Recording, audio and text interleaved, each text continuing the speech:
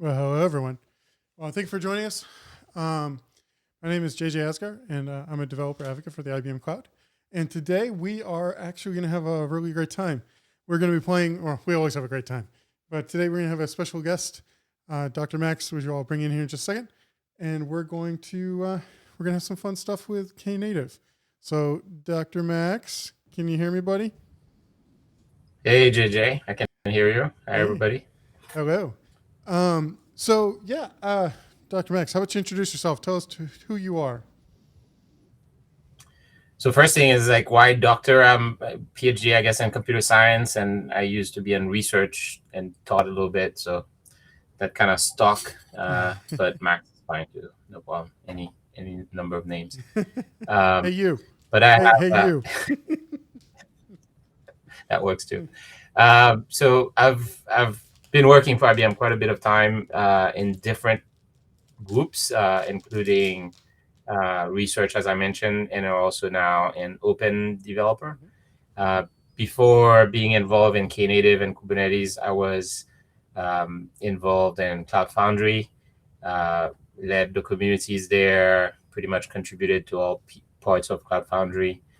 And so I try to stay hands-on as much as I can. These days, it's a struggle, but hopefully today is going to be an example of staying hands-on on a project, because in Knative I lead the whole group of developers for IBM, and we're doing all kinds of different things in Knative. So I'll show you, as we go in this conversation, different resources and links, and to kind of get an idea of what we're doing. And it's all online, so I'll try to just search it, find them, so that way if you're following along, you can try to do the same thing too. Awesome. We have a couple people watching live, which is always nice. If you have any questions or thoughts, don't hesitate to throw them in chat, like you always do, and then I'll bring them in, and I'll interrupt Max and/or make that happen. Dr. Max, let's just start from the very beginning. What's Knative?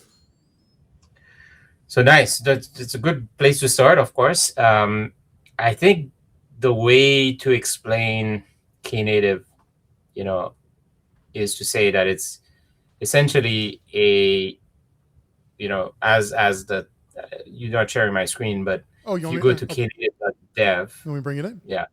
All right, cool. To knative.dev, this particular statement explains it all, right? It's an open source enterprise, quote unquote, I guess, solution to build serverless and event-driven applications. So another way to think of this, and of course it's open source, and there are tons of the companies that are behind it, as you can see here, and there's a vibrant community. So all of that is important, because that's what makes Knative, right? It's a real collection of open source projects that people are working daily to make better. So when you buy into Knative, you're buying into this community. So there's a vibrant community. And the best part of that community is that it joined the Cncf this month, last week, actually, officially. Yes, congratulations. That's a huge deal. So if you go to the IBM developer and you search for Knative Cncf, you will see that we have a blog post about that, that the team and I would publish last week, March 2nd. That basically was the day when we officially made that public, this information. If you read the rest of this blog post, you'll get some of the new things that we're doing, okay?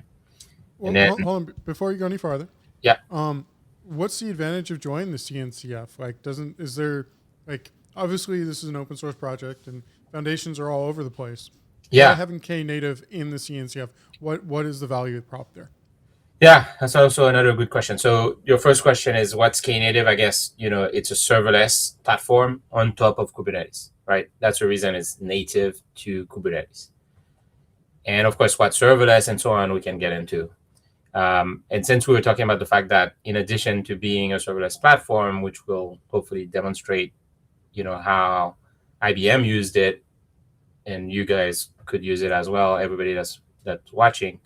The other part of Knative is to understand that it's an open source project with a community. And then, of course, as an open source project, to answer your question, the second question, JJ, is where does it belong? Like, what's the governance model for it and so on? Well, when it started, and Google started it, and when they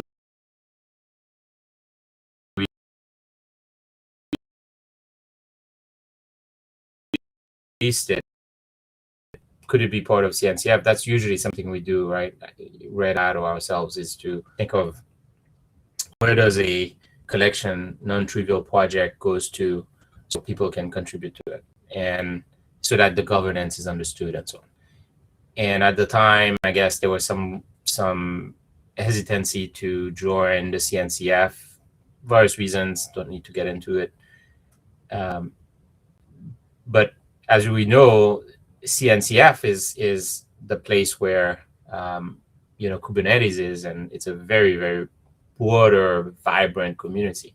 So we've always wanted it to be there, but I guess one way to say is that it wasn't so much ready to be an incubator. So after working on it for a couple of years, we kind of restarted that discussion, and I think everybody on the community became more, I guess,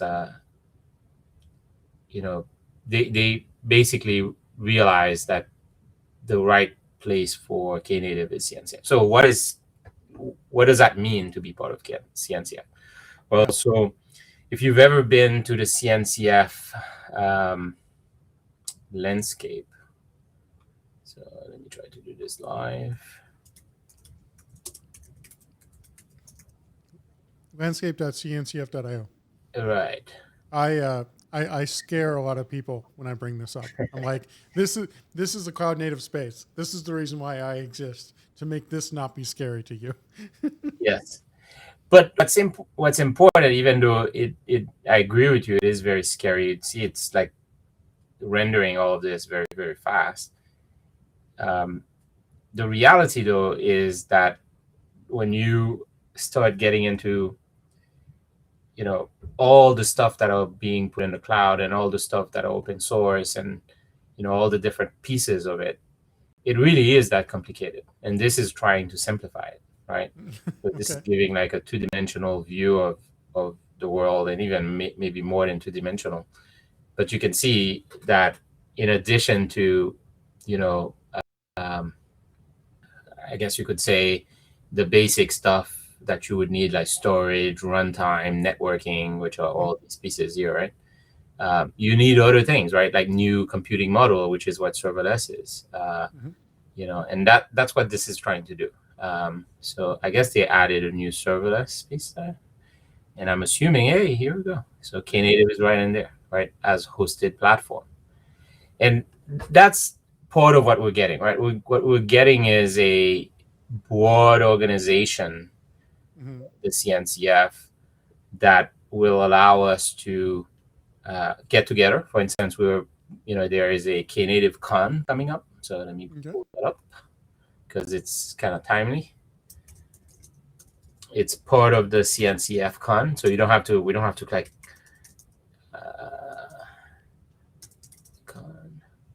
we don't have to deal with all the logistics that you need in order to have a conference. So this is coming up. You see, you can actually even submit a talk right now. I'm part of the organizing committee for this, and it's gonna be on May 17th, which if you go to KubeCon, KubeCon EU, right, is right around there. Exactly, it's part of that same thing. So if you go to not Kasten, like Kasten people, but that's not it. So if you go to KubeCon May 16th to 20th, on the 17th, so the second day, typically the first 2 days are, kind of assigned to various, they call them day 0, day 1 events. So that's what this is. And, these are the co-located events. So if we go to the program, thinking about Yeah, I know. it. Let's wait. I guess maybe it's because I have to accept the cookies. Yeah, no, I don't know. Co-located events. I guess I can say KubeCon 22 co-located. If we go straight to that, Perfect. you'll see that on day 2 there is this Knative Con happening. So those are some of the benefits, right? Basically, they can host event for you, which makes the whole process of registering for it a little bit easier. Because it's co-located, obviously will probably sell out, since KubeCon tends to attract a lot of people, and therefore, you know,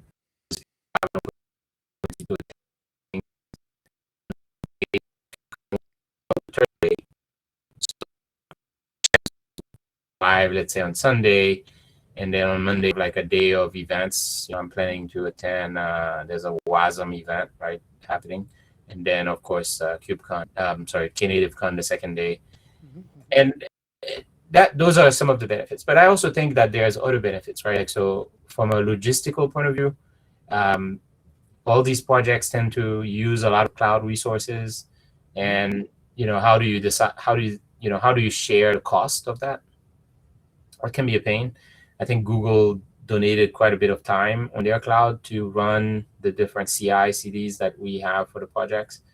And with being part of the CNCF, we can kind of, as all the different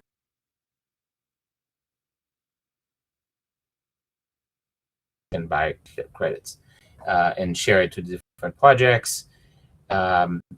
There's a whole technical oversight committee. So obviously projects have a lifetime, they have a life cycle. If there is disagreement, which has not happened much for Knative, by the way. So it's been very, very welcoming community. Few disagreement here and there, but there's that. There's also the legal issues because, if you go to the Knative Con, you'll see that we have a little logo. There's obviously the Knative mark. So how do you protect all of those things? Because you want to make sure that if a website says they're Knative, or if a company comes and say, oh, we have a Knative solution, well, we built our solution Knative, how do you guarantee that? So by having a mark, if somebody does that without getting permission from the community, then you can be sued. And of course, there's all the legal stuff all around the world that you have to deal with, right? So there's a bunch of different technicalities, from a legal, from a business, and from a community perspective that I think you gain by being part of a larger organization, such as CNCF, which is part of an even larger organization called Linux Foundation, which oversees Linux itself. So I think, it just made sense. I mean, there was no other way. Like sometimes, projects create a completely new organization. Like for instance, CI/CD, they created CD Foundation. We could have done, like, let's say some people could argue for a serverless foundation. Maybe that's one way to think of it. But I actually didn't think it was the right thing for this particular project, Knative, because Knative has a massive dependency on Kubernetes. It essentially extends Kubernetes. That's the intent. So therefore, it should be wherever Kubernetes is. It shouldn't be creating its own organization, which will then have to work with, the CNCF, which is running Kubernetes, right? So it made perfect sense. Massive amount of overhead. Long way to answer your question, but very important because it's no matter how good your technology is, if it doesn't have the right governance structure, then you might be going down a rat hole that you don't want to, right? So yeah, the overhead of a new organization to interface with another organization, with the amount of engineering effort that is just human effort, and then the engineering effort to build that would be so much better put into say, you know what, join the big one, take the resources we need, and focus on it. So you alluded to Knative being in the CNCF because it had a massive dependency of Kubernetes on underneath it. Question from left field over here: can Knative run on something other than Kubernetes-based clusters? I didn't know that was possible. Like, is it even thought of that way? Like, no, we don't think of it that way. I mean, it runs on any Kubernetes, platforms. So obviously, Kubernetes is designed with a set of APIs, so that you can implement those APIs different fashion. But typically, you use a big part of the common code, right?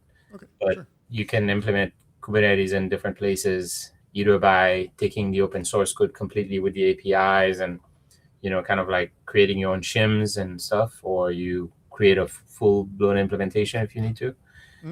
Few people do that because it's pretty big, Kubernetes, so you'd have to work very hard, and then you'd have to certify it, which makes it hard. So Knative takes a very similar approach. It creates a set of extended APIs on top of Kubernetes, and then the Knative project implements those APIs, so you can reuse it as is. But if you need to re-implement some of the APIs because you think you can do better, or because you need to connect to some native piece of your platform, then by all means. Nice. Okay. So when I talk about serverless or Knative in general, I like trying to boil down conversations into elevator pitches. Yeah. Just because the world's complex enough, sometimes it's okay to like tell the story very quickly. So when I try to describe Kubernetes, when I really boil it down to a sentence, I say all Kubernetes is an API to compute. Right? When you really boil it down to exactly what it is, all it is an API to compute. Now, tell me if I'm right when I say this about Knative. All Knative really is the ability to scale down to zero with your cluster, with your usage inside your Kubernetes cluster. Is that an accurate statement? Actually, I would use your statement and just extend it. I would say Knative, all it is a way to compute on demand. Oh, interesting. That's interesting. It. Because the eventing platform, when you tickle this endpoint, it spins up whatever it's supposed to in the background. So instead of having a long-term API to compute, now you have a platform on top of it that runs it when it. That's I like it. I like it, Max. Yeah. Good job. And the other thing I would say also is for somebody that would come and say, well, if it's an API to compute, then it's pretty straightforward. Anybody can do it. Like I can just put like a web, you put some code in there, I'll execute it. And I would say it's an API to compute, like Kubernetes is an API to compute in a scalable fashion, meaning you can run your entire organization on it. Like when you have big projects, big code that you need to run, and does it scale? And it's secure, meaning it, to the extent that you follow all the security guidelines,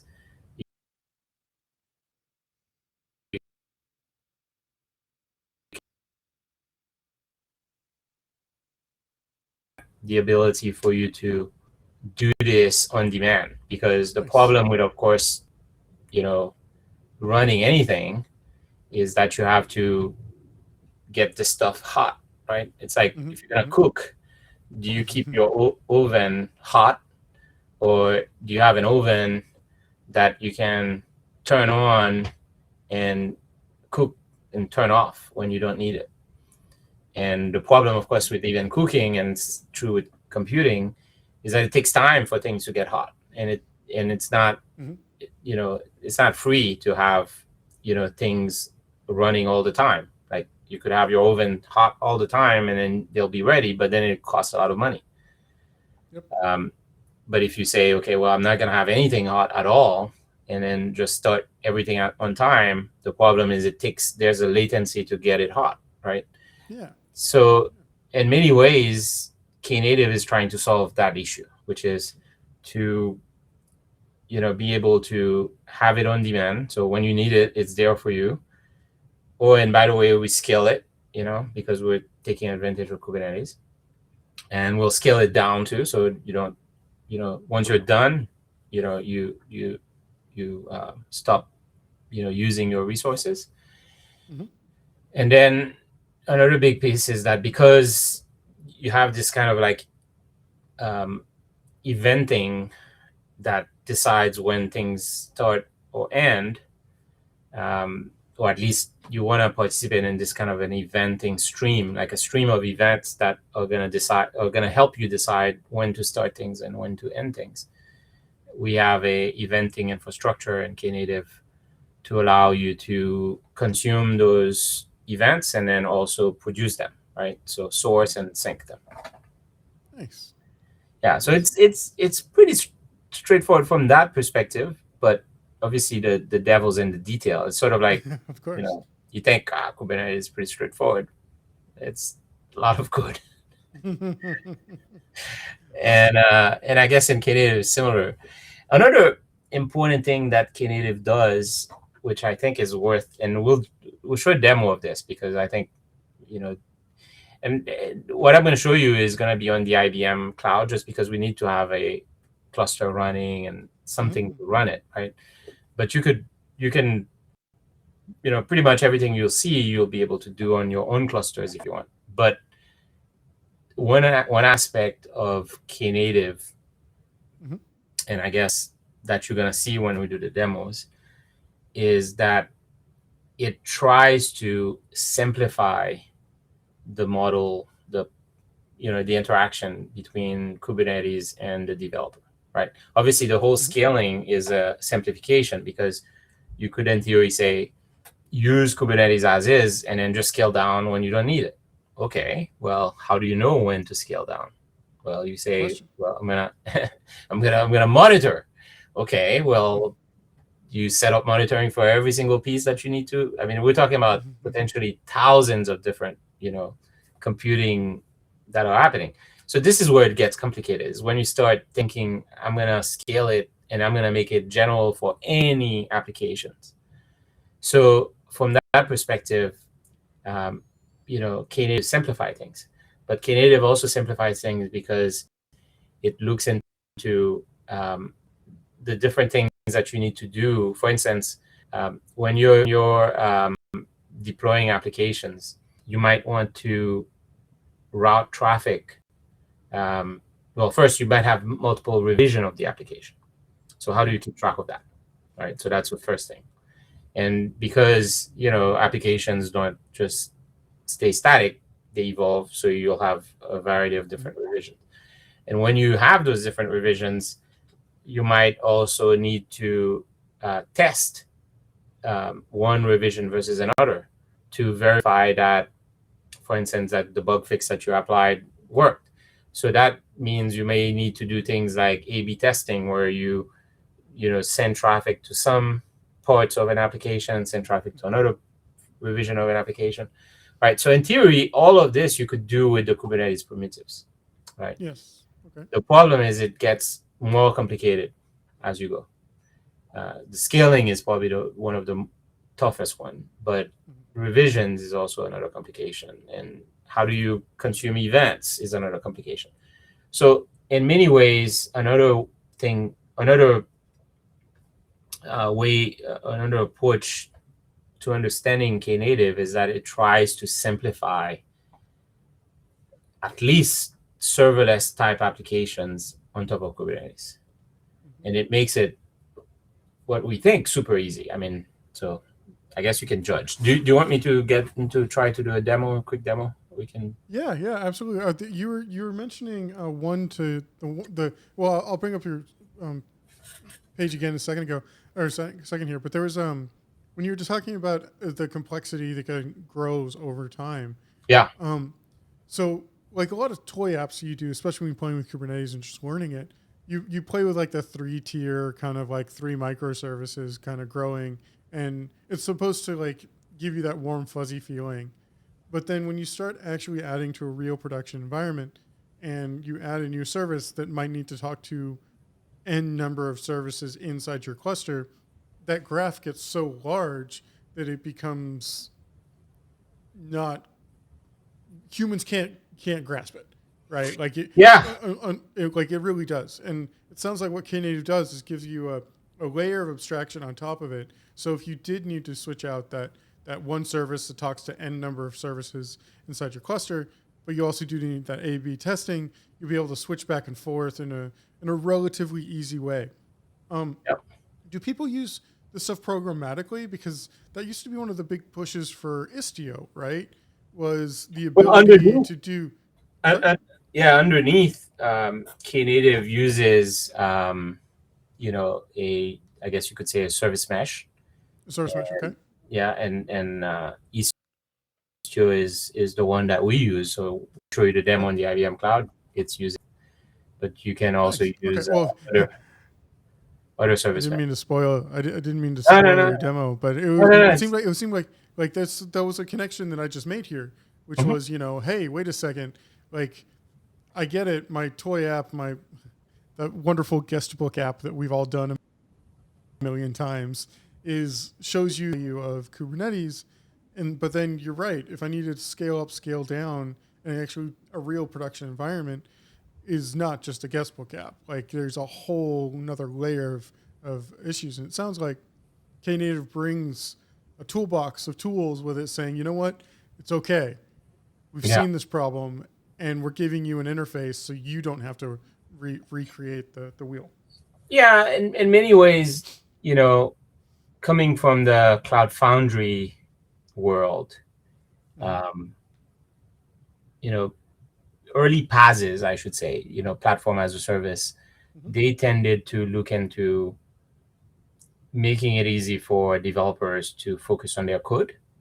Yeah. And then go push Heroku Master.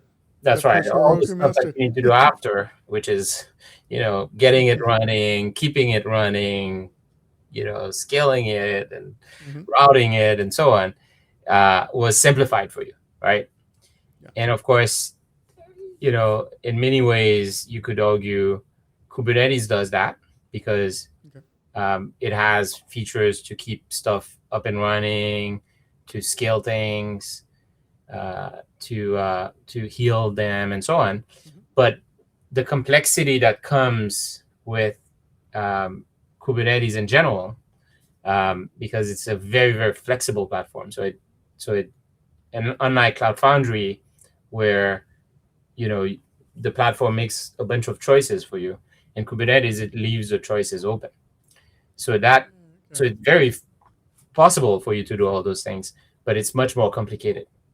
So what Knative also does a little bit is to simplify some of those choices for you, to some extent. Okay, cool.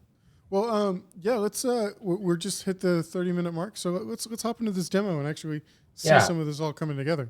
Let's do the simplest demo, which is sort of like the Hello World, and then we'll get. No. I want to do the hardest demo first. No, I'm kidding. Let's build up on this one. Exactly. So if you go to the Knative dev, which is where I am right now, and you say developer start here, right?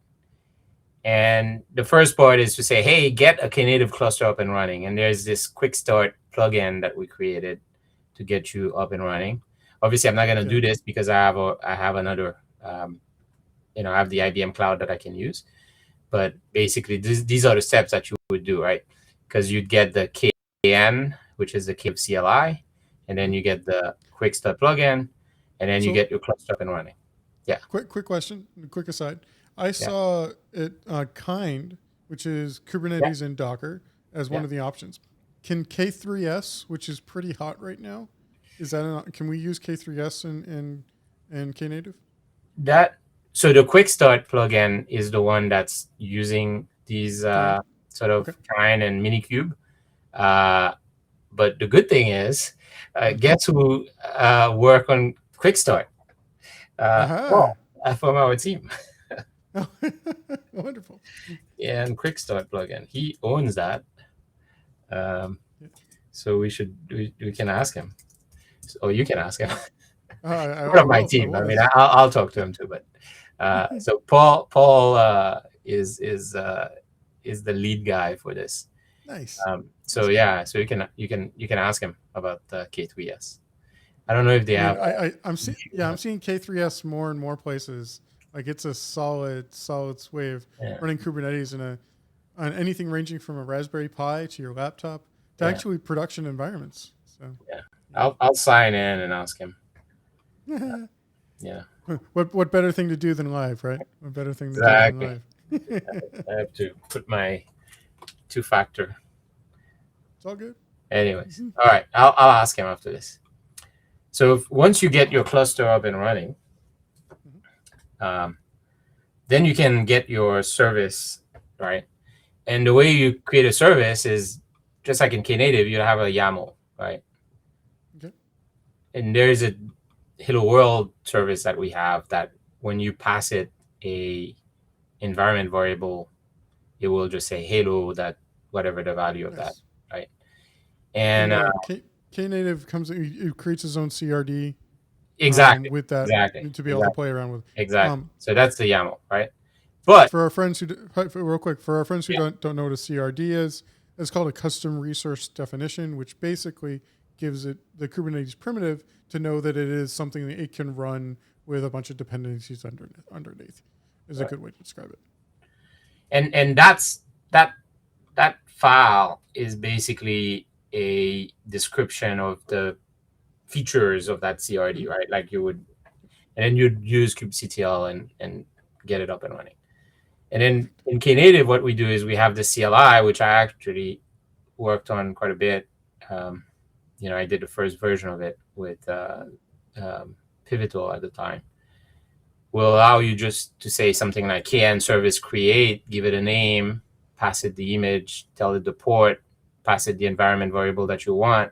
You can even name a revision if you want, and then everything is up and running. So that's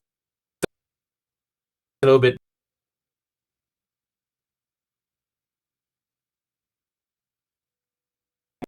more. That's what I'm going to show you. So if you go to the IBM Cloud, there is a code engine. You can go to this thing called Code Engine, and it's a service that you can use, and you can create applications. So we'll say this is Twitch stream. Exactly, you can call it Twitch stream. Let me say JJ Twitch. Hey, there you go. All right. And then you basically are passing it the same values that we had before. So if we go here, you see we had an image. I'm just going to cut and paste that image. And then, the port 8080. So I don't want to override that. I'll leave the service account. This is if you wanted to change, just leave the default. We'll make it a public application, so you can make application private, which means that they only will work within the cluster, or in this case, the cluster running on the IBM Cloud. So make it public so you can access it publicly. You can specify your min instance or max instance. So these are the defaults. These are all information that you could also pass in the KN. So this is just a visual representation of that. Nice. And then because you have, you want to be able to deal with number of concurrent instances, so you can spin up multiple instances. So basically, when it scales, if your application you expect to have 1 million, then you'd increase this. Obviously, as you do this, your price will increase, right? So if we can look here and you can see the price, and it will keep increasing if we start changing things. And then, as I mentioned, we can change the environment variable. So we're going to just add that environment variable that I talked about. So it can be like it can pull it up from a config map, a secret, right? So let's just say, so that application is right here. So let's look at the code for it. So we've used that application all over Knative. So it's kind of like the hello world. Right? Okay. So it's a great way to start, obviously.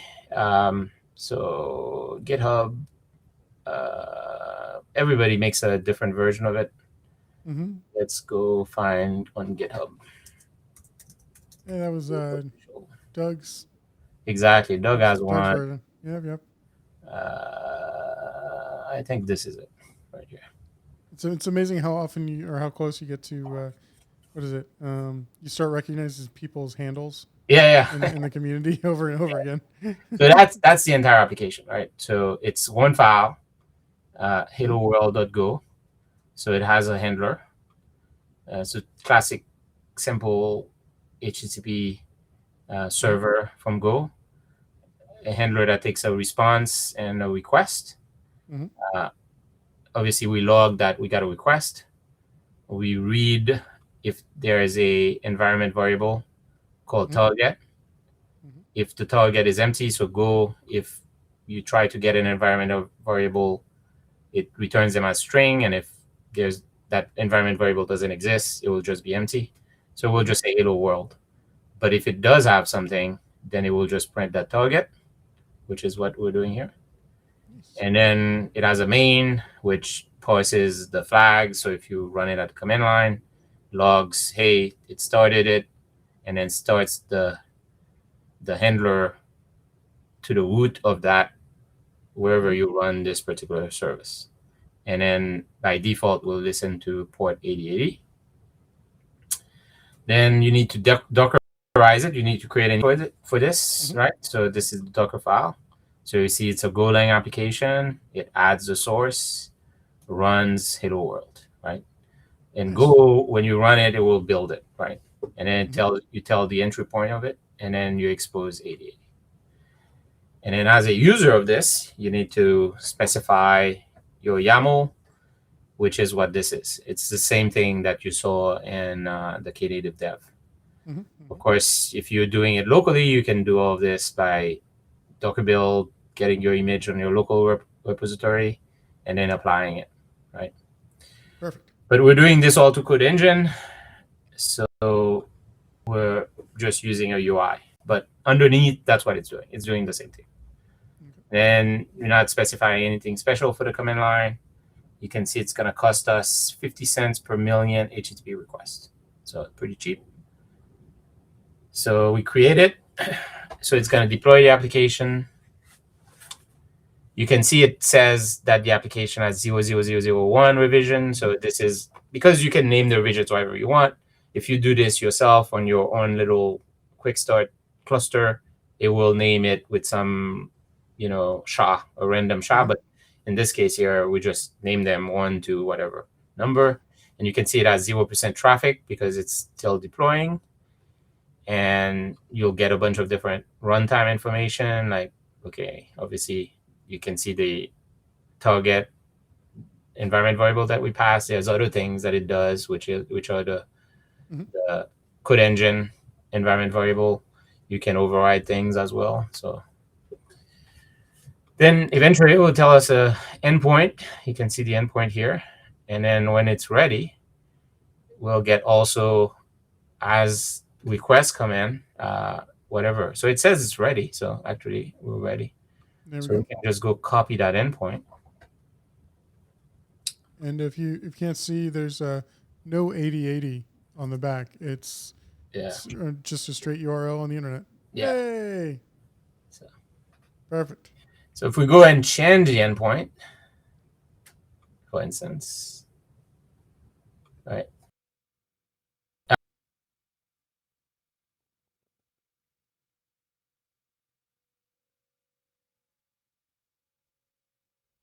I'm sorry, change the environment variable.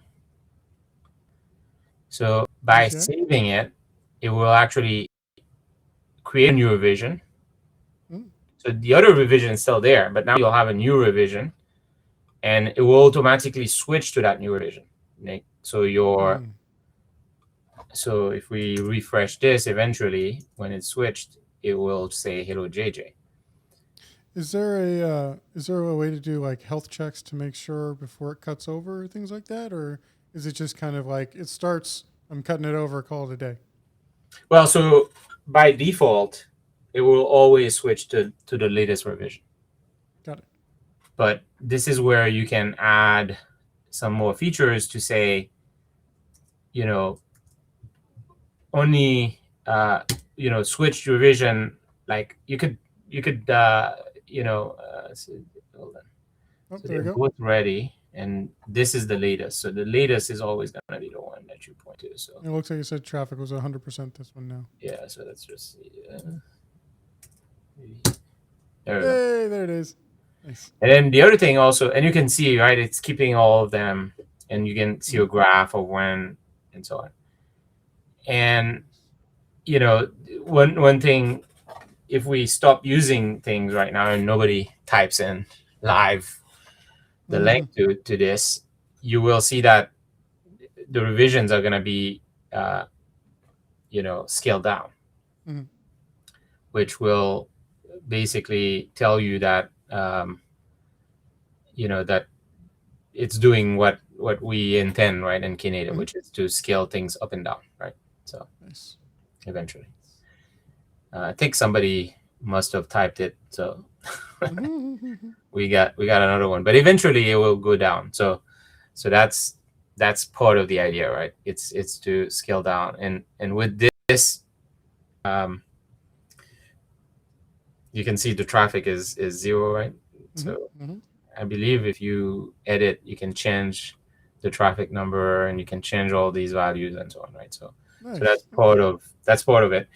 You can add logging, obviously, to view your logging. So this is kind of IBM's super simple way of getting you to build an application. In addition to pointing to an image, this will also build the image for you. So if you have code that you want to type in, so you wanted to type in that code we showed you, you can also do that too, right? So that's part of the idea. But obviously, creating images are a little bit, I guess I'd recommend that in general, just because whatever platform you use that's building the image for you, they'll make choices on your behalf. And it's important for you to have images that you control how they are built. So I always tell people, it can seem to be a chore, but it's better to control your images. So like you can see in this case, for this application, it's a very simple image file, right? Like what is it? It's a simple Docker file, right?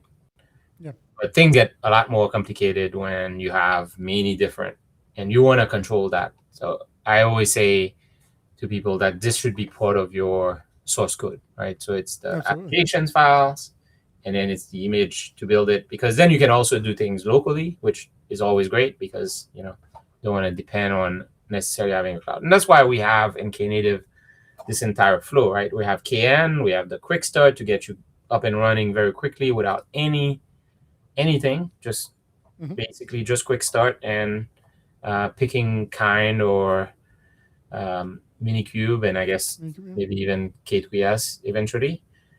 So you have everything then running locally. Then with that, you can decide, I want to point to Code Engine. You can, at the command line, point to Code Engine and deploy your application there if you want.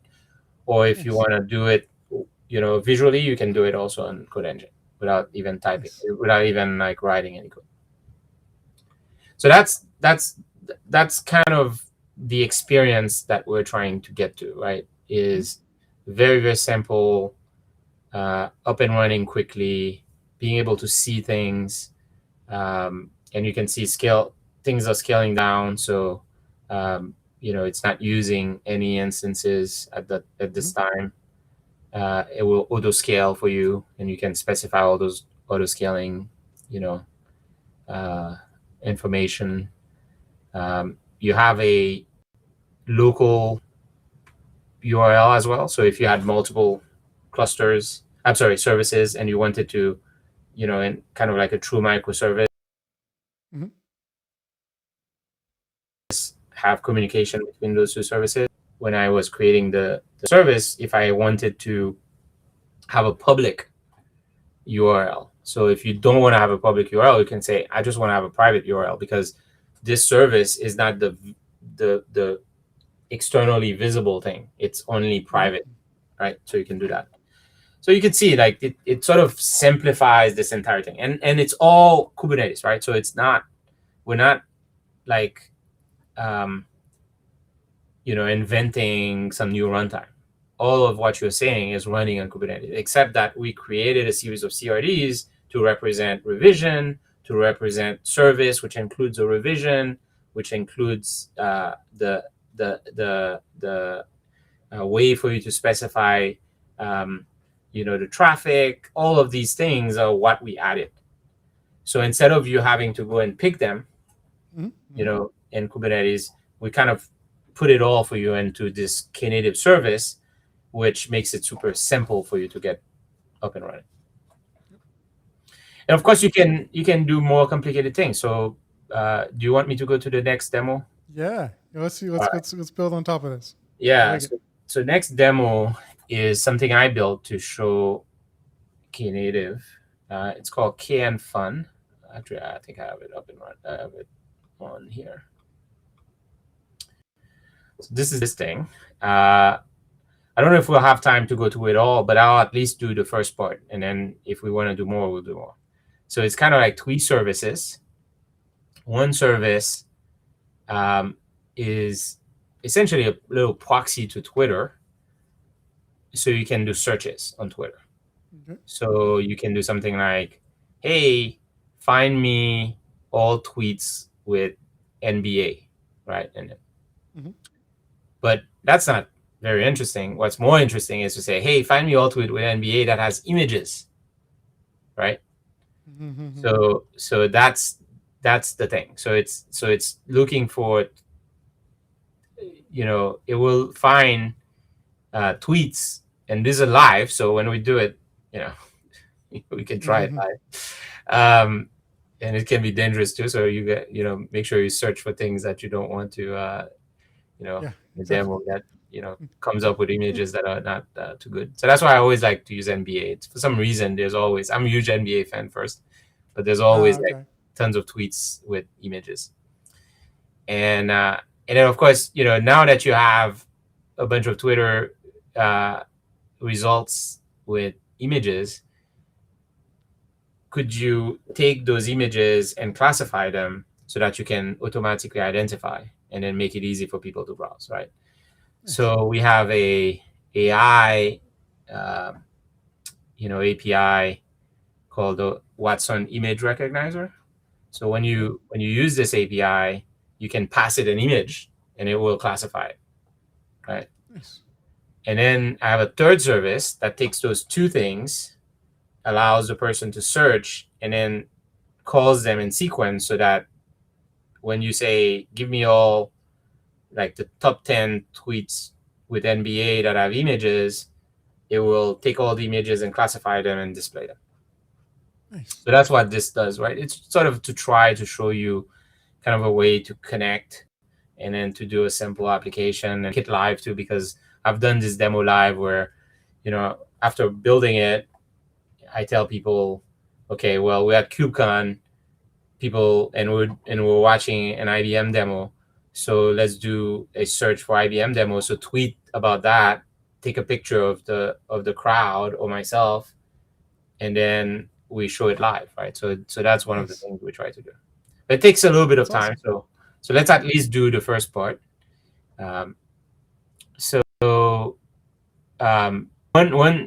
I guess the first thing I would say is that I have, the code is there. So let me just quickly run you to the code. It's not complicated, but it's not trivial either. So everything has a main, right? Just start the service. And in the case of the Twitter, it's a search, right? So it's going to search a text that you pass, and then it's going to give you a bunch of image URLs, right? So this is the search handler, and it's going to call Twitter with that search and then get the results back and so on. But what's also important to mention is that because we're using Twitter Live, you actually have to get APIs keys Mm-hmm. from Twitter, right? Mm-hmm. So you'll have to. So when you run this service, it actually, as part of environment variables, you're gonna specify those 4 APIs. So when we do this, I'll ask you to blank the screen so I can put my own API keys so we make it live. The AI, the Watson one is very similar, same idea. It just classify, and then when it classifies, it will return a series of classification data, which are basically a set of keys. Okay. And then the summary will just call those 2 things, right? And you can run them in async fashion or synchronous fashion. So the summary is just a page to display all this, right? Nice. So that's the a quick overview of the code. This is all open source, obviously. So if you want to play around with this, actually maybe that's the recommendation, since we won't have time to do it all. And you can even do A/B testing on it, if you want. I explain all of this, and to give people, if you want to try it, I have the slides that I did when I demoed this. So if you want to follow along, right? Nice. So let's at least get the Twitter, Portion. done. Yeah, exactly. So first thing is you need to build it, but I already built it. So it's on Docker Hub. So if you want to use my image in Docker Hub, feel free. So I gotta log in. I don't have to log in, but I want to show it to you. So at least you'll see that there. Yeah, so that's the Twitter. And I pushed it for 2 years. It's been there for 2 years. People use it all the time. So it's called Dr. Max Twitter-FN. And you can just use the latest revision. Okay, so that's going to be that. So on Code Engine, we can go back to our project. And then we're going to create a new application. Right. Same idea as before. JJ, let's call it Twitter FN for function, right? Twitter FN. Yeah. Nice. And let's call it JJ. All right. And then we'll accept all the defaults. We'll have a public. But in case, we'll now have to have a set of environment variables. And if you go here in the deploy, hold on, credentials. So I make it very easy for you to, if you're doing this all locally, you can just create a little file called .knfun.yaml, and then you put those values in this file, which are going to be it's going to pick it up from any environment variable that you have on your local machine. But when you deploy it, you have to pass those environment variables, right? So like when we deploy the Twitter, you would deploy it like that, right? Twitter API key, Twitter API secret key, Twitter access token, Twitter access token secret. I didn't create all this. This is Twitter's way of securing their APIs. So when you go to the Twitter developer website and you sign up, they'll give you those keys, right? So we need to now pass those keys to that service so that it can call Twitter live, right? Okay. So we go back here, and this is where I'll ask you to block my screen so I can add those values. There you go. Thank you very much. And we actually had a couple people drop in, and I'm so sorry, Freeman7, I didn't have a chance to answer your question. So what is the Cncf? The Cncf is a foundation that helps with Kubernetes and cloud native things, and having Knative being a part of it is a huge, great opportunity to allow for third-party management of the project, in turn allowing the larger organization to do something better for the community. One of the problems with software in general is that companies kind of do what they think is right, more so than what the community says, and having a third-party governance model using something like the Cncf, which is a cloud-native computing foundation. Cncf, yeah, allows for us as IBMers to work with a larger community too. So hopefully I answered your question, Freeman7. Again, sorry, I completely missed it. I was listening to everything Dr. Max was talking about, and I completely missed your question. Hopefully that answered it.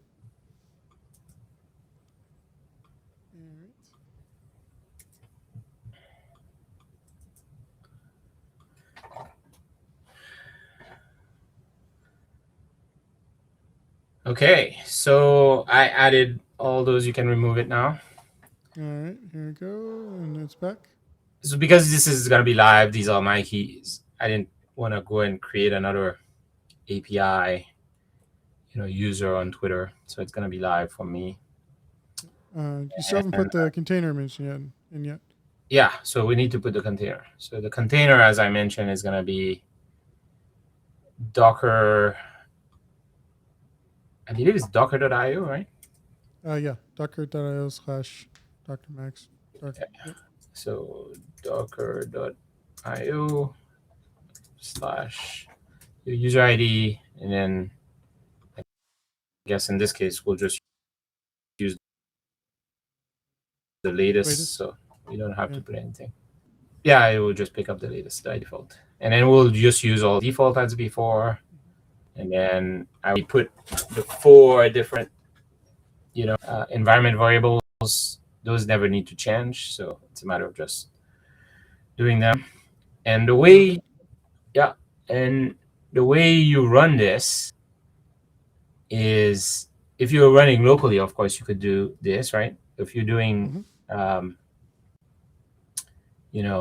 like with curl, you can do that. But you pass it, essentially get,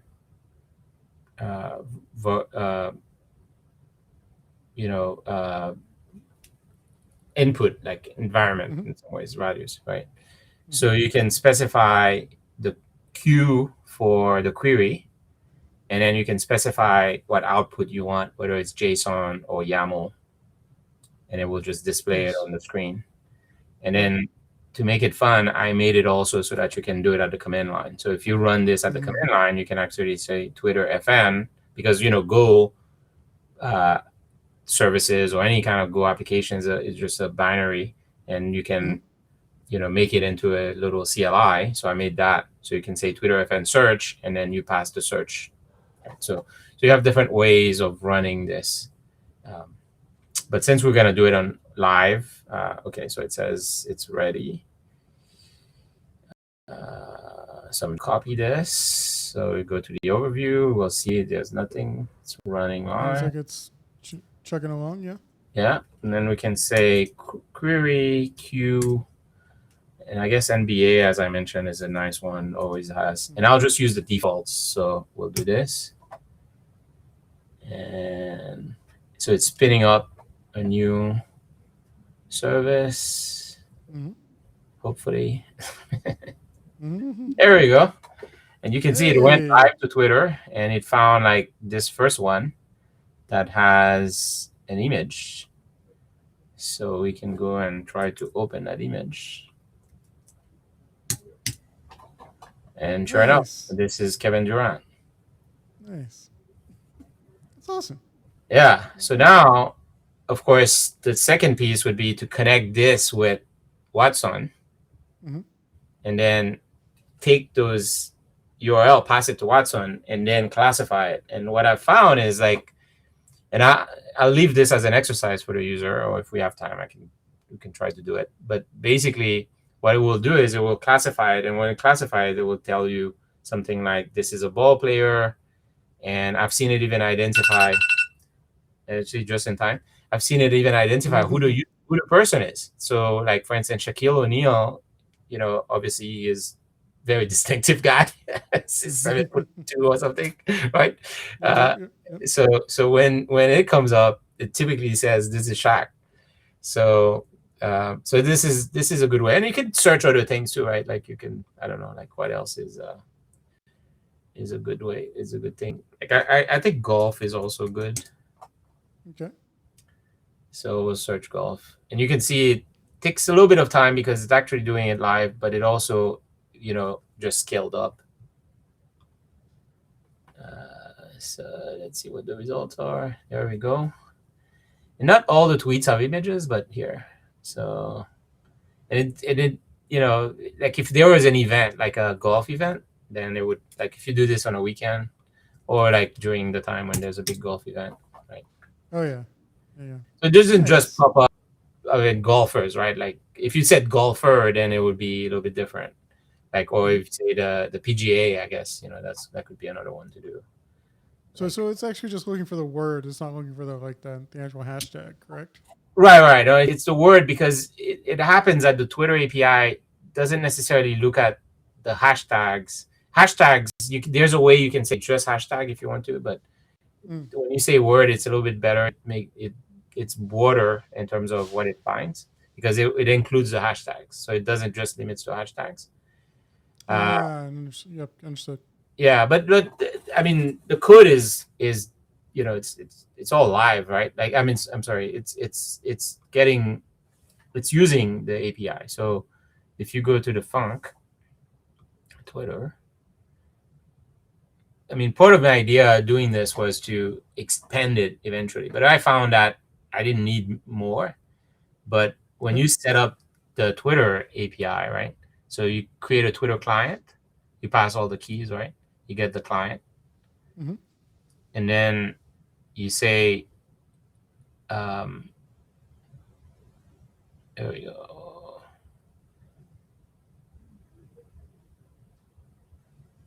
So here we got the tweets. So when we do collect tweets data, this guy, right?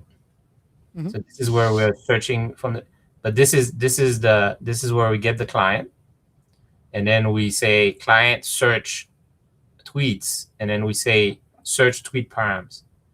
So what's the search string, and then what's the max count? So if you wanted to say hashtag, you can just do hashtag here if you wanted to. Got it. So Got it. Part of the intent was to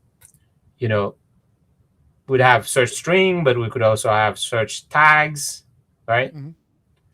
And then pass all those here, if depending on the parameters that gets passed in the URL. So instead of a query, which is a generic query, which is what I have, you could also have a H, right? Like H, like when you do this, instead of passing Q, we could say N that has tags, hashtags equals, let's say, golf. So then it will reduce the search to be only queries, PGA, and golf. So then you would have to implement this. I didn't do all of that because I wanted to have something simple that people go and modify it. So like if you wanted to do this, you could just go and modify it. But the Twitter API is very, very, very thorough. So you can do all of that if you want. The only thing is unless you start paying, it makes sense. You're limited in how many queries you can do and how often you can query. They will rate limit you and things like that. So keep that in mind. Yeah, it happens. Yeah, I mean, otherwise you could just rebuild Twitter. Exactly. Well, this was great, Dr. Max. I feel like we're sorry about the background noise. I feel like we're getting close to wrapping up here. So is there any last thoughts or questions or things you'd like to?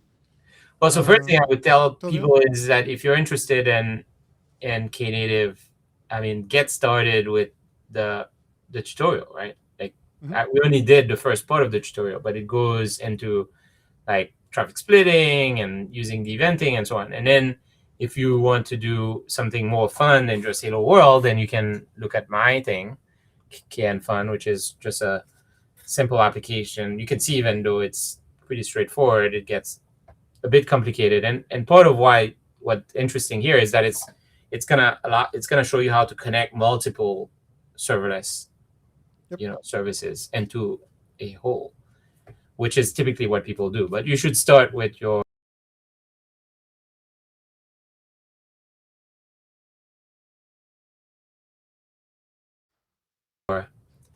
basic tutorial to get your feet.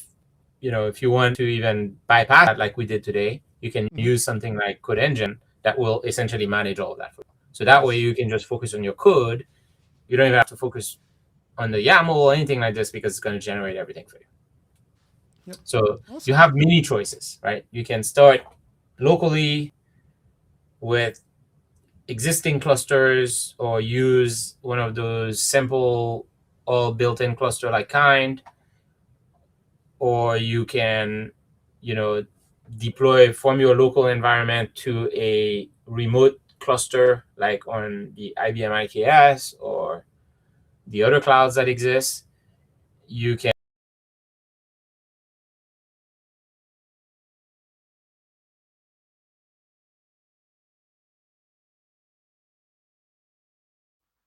Oh, Dr. Max, you still there? Did we lose you? I think we might have lost him. and no then worries. also use a complete question. Oh no, sorry, you disappeared for us on a Oh, I for a second. Okay. And then went all like. I see. Yeah, it's all good. Yeah, I was no, showing the fact that in something like Code Engine, you get a environment that tells you, like, for instance, if you show my screen right now. Yep, hang on. There we go. Yeah, so you can see it tells you the number of running instances. You can see that in the Twitter FN, we are scaled down to 0 now. You can get an estimation of the cost, which is 42 cents per month for that service. Not bad. Yeah, not bad. Exactly. And then you can decide, oh, I want to boost it up because my service, I anticipate a lot of. You can just do that 2 seconds, change your region. So it makes it super easy for you to manage. And then that way you can just focus on your code. I mean, I think at the end of the day, that's the goal of computing, right? Is to simplify your life. Exactly. So serverless is simplifying Kubernetes. Code Engine takes it a little bit further. And that's the point of all of this. Awesome. But, and I think that's a great way, great place for us to stop. Okay. Yeah. Because we're just a little bit over an hour, which is exactly what we wanted for this. So, Dr. Max, thank you so much for your time. It was a pleasure. Awesome. All right. You want to say bye to everybody? You can go and try it, right? Like go here. Just go knative.dev docs, and then if you're interested.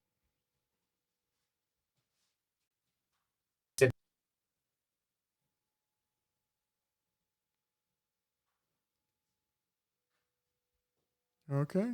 My little demo, just search Fun with my excuse travel, and then meet some folks. And it's not just going to be Knative, as I mentioned. It's entire KubeCon.